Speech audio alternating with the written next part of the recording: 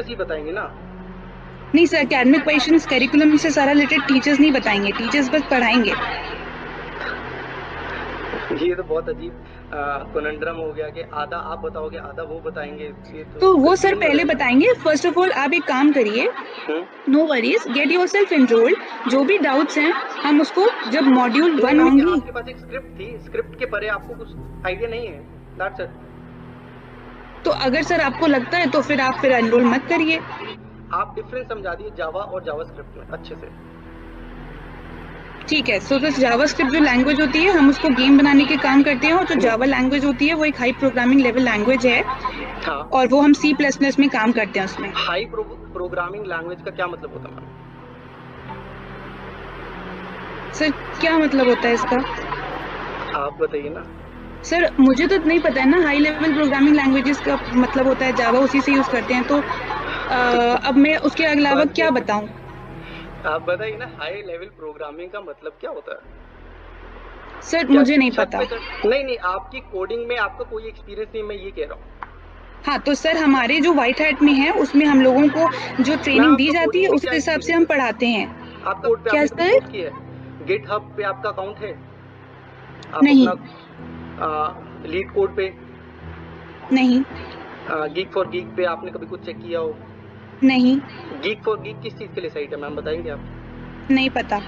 तो फिर आपको कोडिंग का कोई आइडिया नहीं है मैम? तो सर फिर नहीं है फिर आइडिया। नहीं तो फिर आप पैसे क्यों मांग रहे थे अभी? कि कहते पैसे नहीं, मैंने तो नहीं मांगे। मैं तो कह रही थी आपके पास सर एक काम करिए सर, ये बहुत अलग ही लेवल पे जा रहा है। आप एकेडमिक काउंसलर से करिए सर, आप टीचर से फालतू में आप बात इस तरीके से कर रहे हैं, it is not good sir. नहीं। अच्छा आप कह रहे हो कि कोई सवाल पूछे ही नहीं, आप बस नहीं बिल्कुल आप सवाल पूछिए सर, लेकिन आप बहुत सारे सवाल पूछ रहे हैं, तो ये सारे आप एकेडमिक काउंसलर से भी पूछ सकते हैं। मैम एकेडमिक काउंसलर आपके सेल्समैन, उनको सेल्समैन बोलिए, उनको कुछ नहीं आता है।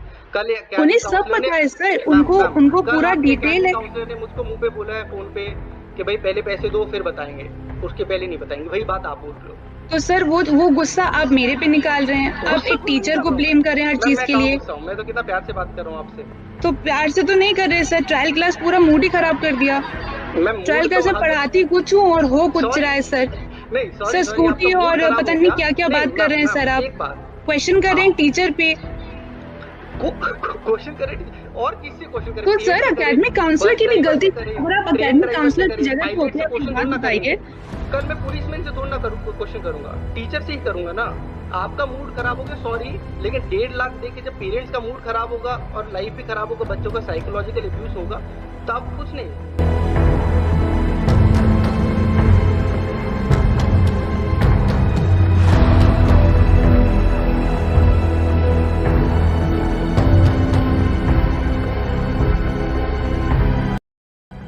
I am answerable to you. अगर मुझे कोई प्रॉब्लम हाँ तो if you are answerable to me, answer me in numbers. Do not answer me in reason. किससे बोलूं सर? अगर मुझे कहीं कोई दिक्कत आ रही तो मैं किससे सोल्यूशन? 2 हफ्ते से सुन रहा हूँ। सर क्या सोल्यूशन दिया आपने मेरी प्रॉब्लम का? आप अरे यार तुमको घंटा सोल्यूशन नहीं दिया, टाना बना रहे हो मुझे यार। कौन? Start an educational institution, you need to get a plethora of permissions. Your curriculum has to be vetted. You have to have a staff of a certain caliber. You need to pay the staff certain salaries according to perhaps the UGC or according to whatever the government regulations are. But today there are online educational companies which are worth billions of dollars. Some of them are worth even more than the entire educational budget of India. These companies offer courses online which are not vetted by anybody. Nobody knows the content of these courses. Nobody knows the quality of these courses. Nobody knows the caliber of these courses. Nobody knows what is the caliber of the tutors who are on these who are conducting these courses. These companies now are engaging in predatory marketing practices where they prey upon the aspirational poorer people who want to give their children a better education, who want to supplement their education which they are not getting in government schools. They force them to buy courses and they auto debit their accounts. Even when they want to even stop these courses, they can't stop these auto debits. These auto debits are happening regularly month on month.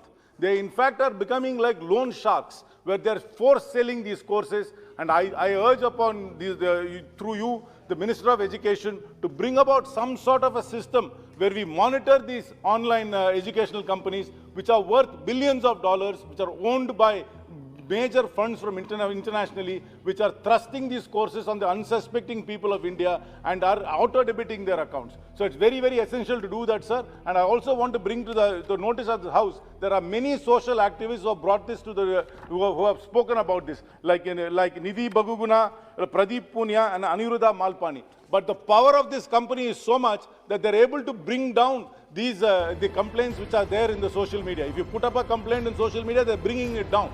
This company, in fact, now sponsors the Indian cricket team. You know exactly who I'm referring to. This company is worth $21 billion. Our entire Indian educational budget is not worth that much.